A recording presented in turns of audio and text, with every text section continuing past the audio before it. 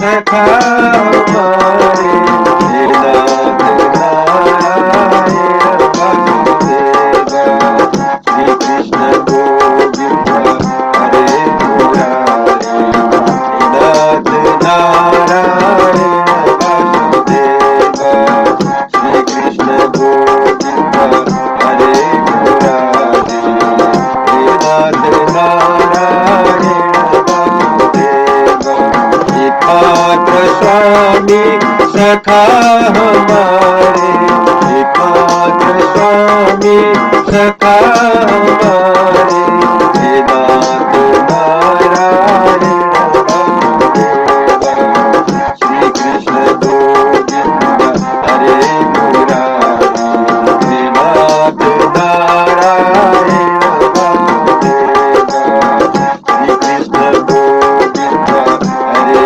मुरारी, नाथ नारायण वासुदेवा। जय श्री कृष्ण।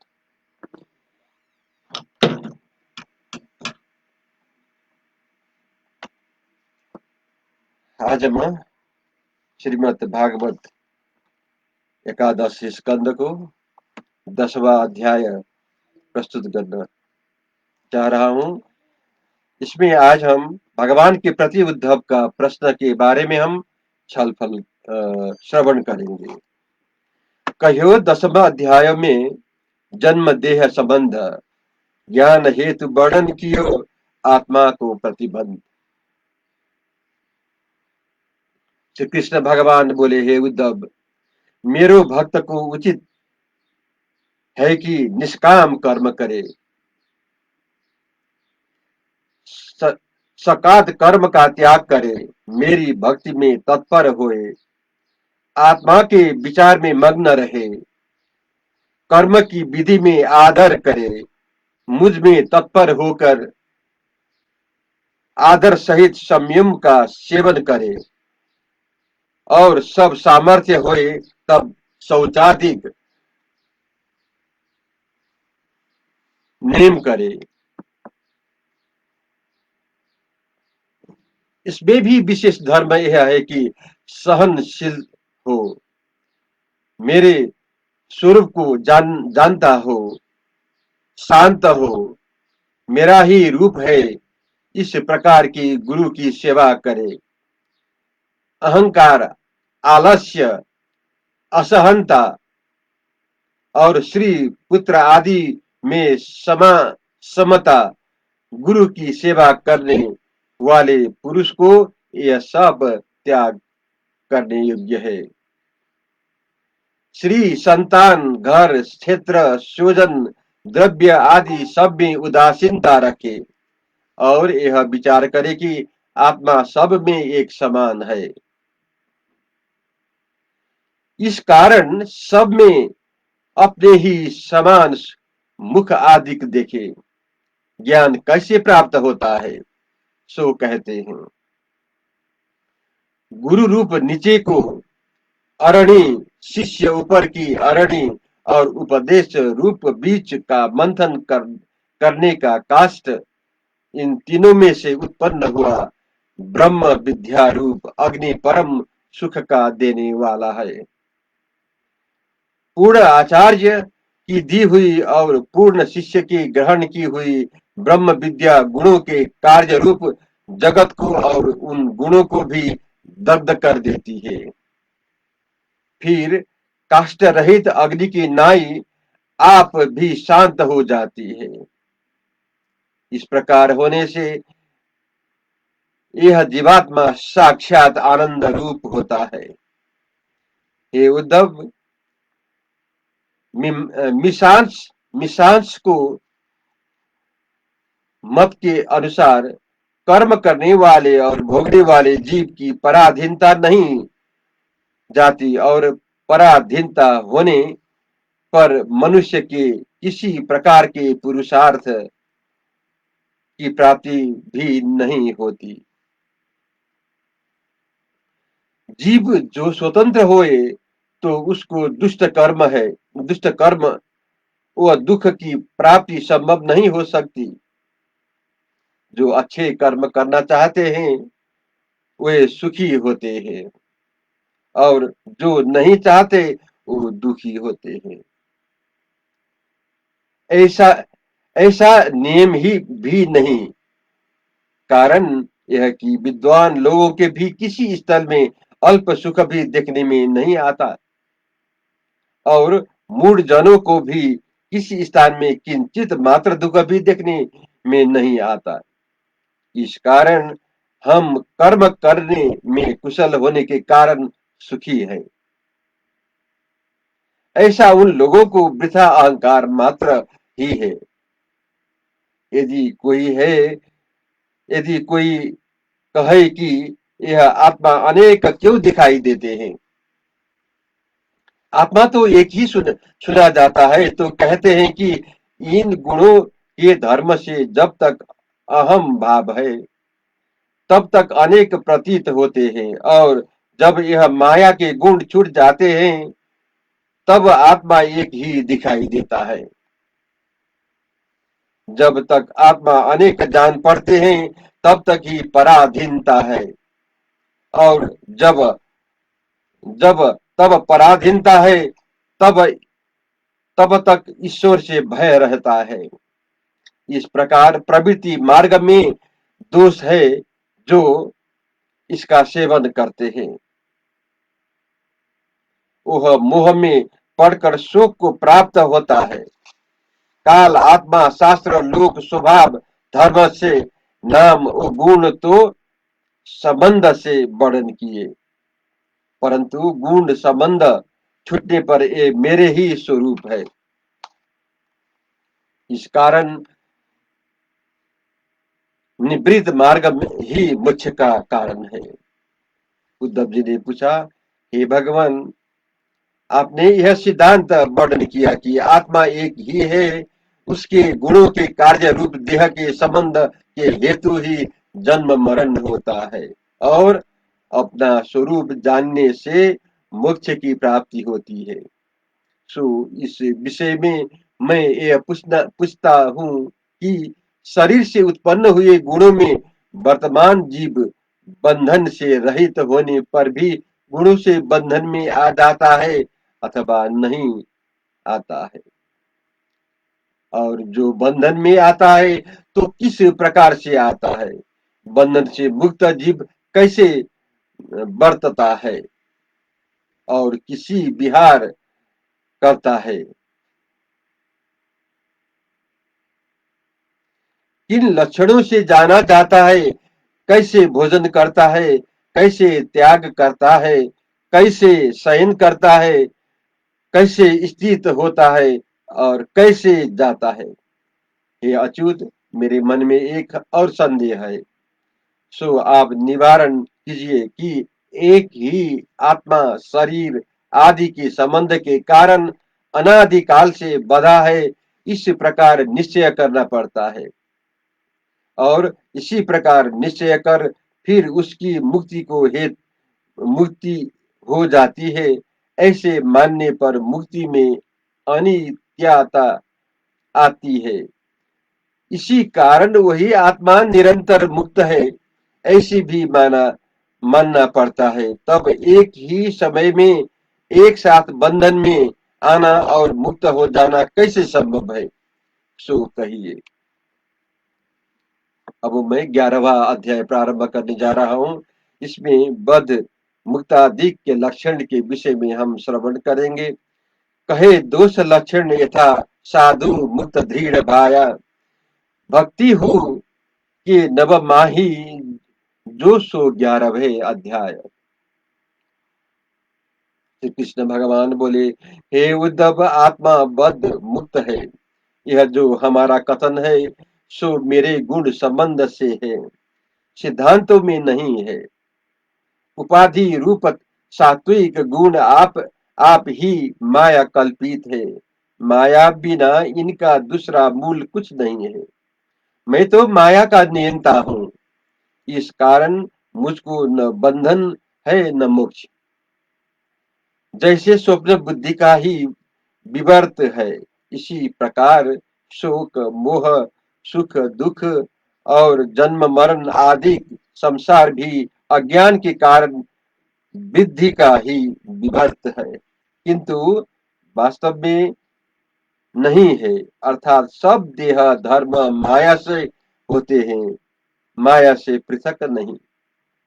हे उद्धव, प्राणियों की मुक्ति देने वाला ज्ञान और बंधन देने वाला अज्ञान, ये दोनों मेरी अनादि शक्तियां हैं और ये दोनों माया से रचित है। इसी प्रकार जानो हे महामति उद्धव।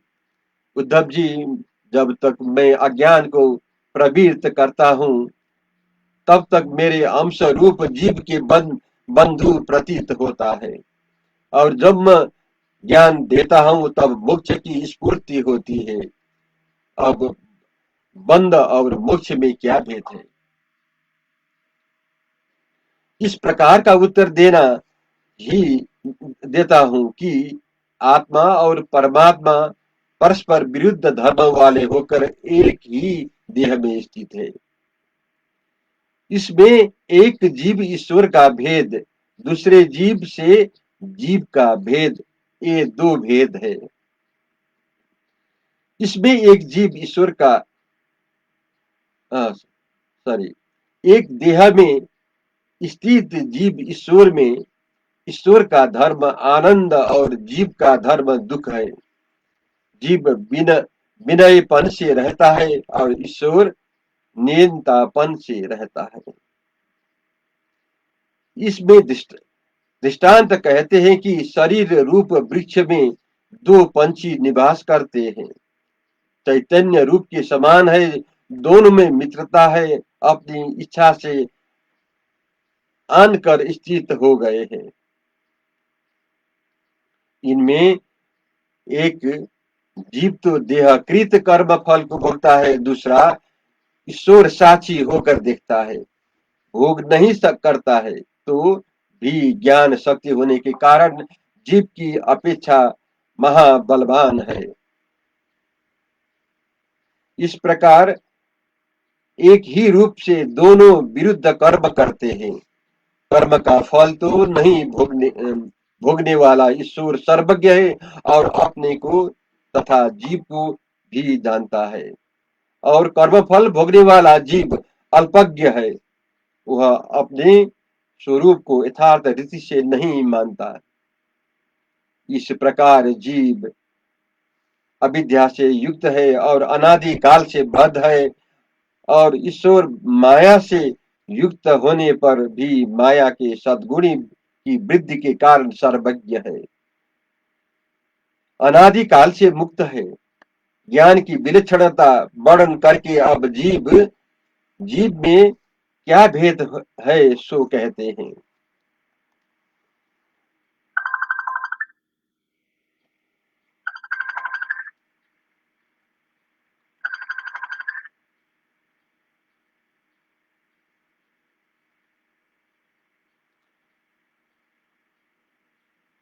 कि पिंड वे ही है जो अपने स्वरूप को और आत्मा को जानते हैं। सो ये दोनों यद्यपि देह ही में है, तथापि देह से न्यारे हैं। देह के धर्म उसे व्याप्ते नहीं, जैसे स्वप्न से उठे हुए पुरुष को स्मरण में रहे हुए स्वप्न संबंधी देह में देह धर्म नहीं व्याप्त हो सकते, क्योंकि वहां स्वप्नावस्था से सुख दुखों का अभाव है। इसी प्रकार ज्ञान प्राप्त होने के कारण मोक्ष पाया हुआ जीव संस्कार मात्र से देह में रह जाता है। कुबुद्धि जन स्वप्न देखने की नाई देह में नहीं स्थित होने पर भी देह में स्थित मानते हैं। जिस प्रकार पवन सर्वज्ञ प्रभा युक्त होने पर भी किसी में नहीं बंधता, ऐसे ही ज्ञानी पुरुष देह में स्थित रहने पर भी नहीं बंधता। मुक्त पुरुष देह आदि से अभिमान को त्याग देता है और बद्ध पुरुष देह आदि अभिमान रखता है। अब बद्ध वो मुक्त पुरुष का लक्षण कहते हैं, सो सुनो। जिसका शरीर अपनी इच्छा से किसी दुष्ट जन से पीड़ित हो अथवा किसी से पूजित हो, तो जिस पुरुष का मन सुख दुख से विकार को प्राप्त न हो, उनको मुक्त समझना चाहिए, तथा जो पुरुष विकार को प्राप्त हो जावे, उसको बद्ध समझना चाहिए। समदर्शी मुनि किसी की निंदा स्तुति न करे, लौकिक व्यवहार से पृथक रहे, वो ही मुक्त है, और इससे विपरीत स्वभाव वाला बद्ध है। तथा जो कर्म आदि में उदासीन रहे, कुछ न करे, न कुछ विचारे, भला बुरा मन में न सोचे, एक आत्मा ही में विचरता रहे, इस वृत्ति से जड़ की नाई विचरने वाले को मुक्त समझना चाहिए, और इससे विपरीत वार्ताव वाले को बद्ध समझना चाहिए। ये जो मुक्त पुरुष के लक्षण कहे गए हैं, वे ही सुमुच्य पुरुष के साधन है। हे उद्धव, ज्ञान का मार्ग दुर्गम है, केवल भक्ति मार्ग ही सुगम है। सो कहते हैं कि प्रथम तो श्रद्धा को धारण करे, पीछे सुंदर लोगों का पवित्र करने को समर्थ मेरे चरित्र श्रवण करे, मेरे जन्म व कर्मों का गान करे, स्मरण करे, बारंबार मेरे जैसे ही लीला करे, धर्म अर्थ काम मेरे ही निमित्त करे, मेरा ही आश्रय रखे, उस प्रकार सत्संग द्वारा प्राप्त हुई भक्ति से मेरा सेवन करे, तो मेरे स्थान को अवश्य पावेगा। यह मैंने अपने को प्राप्त होने का मार्ग साधन कर दिखाया है। तब उद्धव जी बोले, हे प्रभु, साधु जन कैसे होते हैं और उनके चिन्ह क्या होते हैं, सो आप मुझसे कहिए। श्री कृष्ण भगवान बोले, हे उद्धव, जो दूसरे के दुख को न दे सके, किसी से द्रोह न करे, क्षमा वाला हो, सत्य बोले, निंदा आदि दोषों से रहित हो, समदर्शी हो, सुख दुख में समान हो, यथाशक्ति सबका उपकार करे, सब प्राणियों का अपराध सहे, काम करे, मति चलायमान हो, बाहर की इंद्रिय को जीते हुए कोमल और निर्मल मन हुए, सदाचार में प्रवृत्त, व्यर्थ काम करता होए अथवा भजन करे,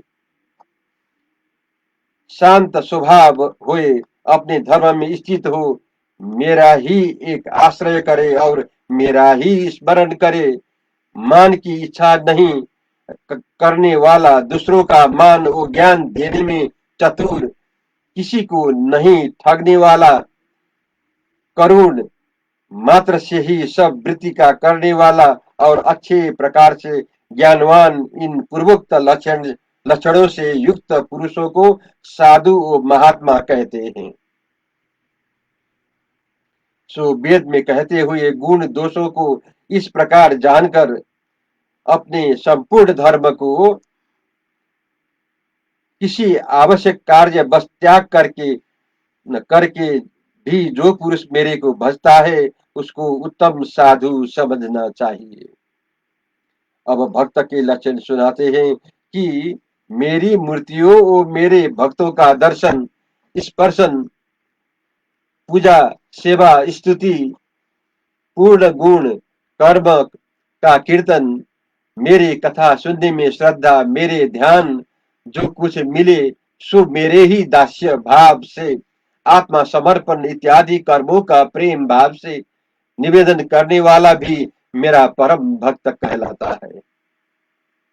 तथा मेरे जन्म वो कर्म का वर्णन करना, मेरे जन्माष्टमी आदि पर्व में पंचोपचार व षोडशोपचार से मेरा पूजन करना, प्रति वर्ष में जो उत्सव के दिन आवे तब मेरे निमित्त यात्रा करना, पुरुष आदि आदि को से पूजन करना, पुष्प आदि से पूजन करना, नैवेद्याधिक भेंट चढ़ाना, वेद संबंधी तथा तंत्र संबंधी दीक्षा लेना और व्रत धारण करने, मेरी मूर्ति स्थापना करने में श्रद्धा रखना, तथा मेरे निमित्त उपवन, विहार, स्थान, नगर और मंदिर इसके बनवाने को समर्थ हो तो आप बनवाना, और सामर्थ्य न होने पर सामर्थ्य वाले किसी दूसरे भक्त संग मिलकर उद्यम करना।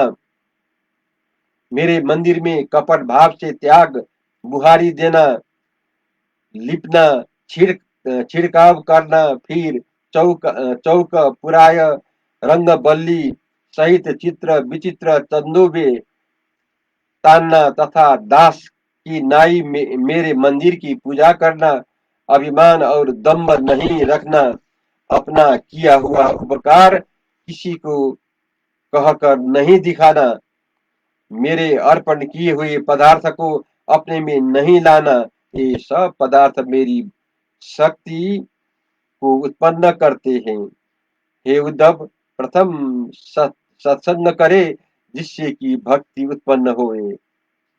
भवसागर से तरने को दूसरा उपाय इससे बढ़कर नहीं है। साधुओं का एक मैं ही उत्तम आश्रय हूँ। इस कारण सत्संग से मेरी प्राप्ति हो जाती है। तुम सब प्रकार से हमारे श्रेष्ठ सेवक सुहृद सखा हो और श्रद्धा पूर्वक श्रवण करते हो। इस कारण अब यह एक भक्ति विषय यद्यपि अति रहस्य रूप और सब प्रकार से गोप्य है तथा तुम्हारे आगे वर्णन करूंगा। जय श्री कृष्ण।